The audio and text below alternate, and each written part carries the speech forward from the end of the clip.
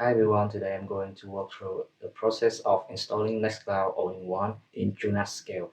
I'm happy to have this old computer laying around, so I will use this to build. Let's dive in.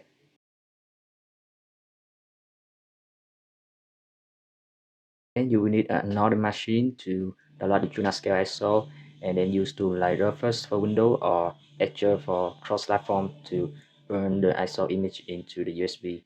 The USB size should be at least 2 gigabytes. Okay, first you need to go to TrueNas.com, the download page, and log in. The latest version is 24.1012 and it's have the stable version here. Go ahead and click download. I already downloaded. Next thing you will need Balena Etcher.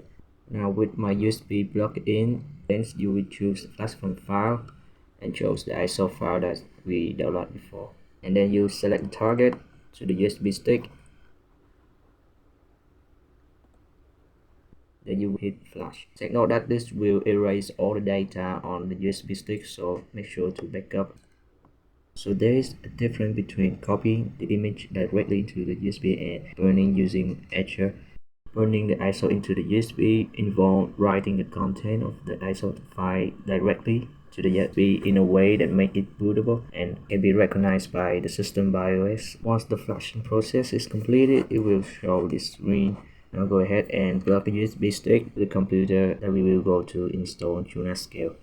So here I'm plugging the USB stick, and this will need a monitor, a keyboard, and a mouse connect to it so you can use it when set it up.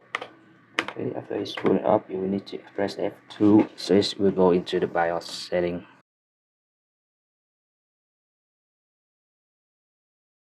Now you will find like a boot menu or something like that, and select your USB stick, and then this is the TrueNas Scale installation screen. Go ahead and enter, wait for it to install.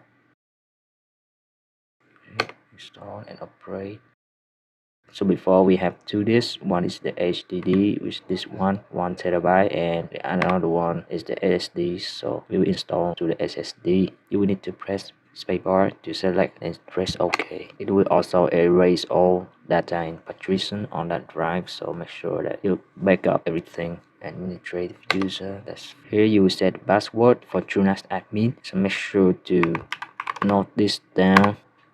Okay, this will take a while. Go take a break or grab your coffee and come back.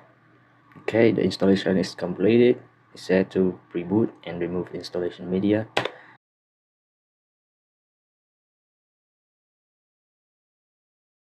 Now you can see in the screen it will have the web user interface, IP address. Take a note of that.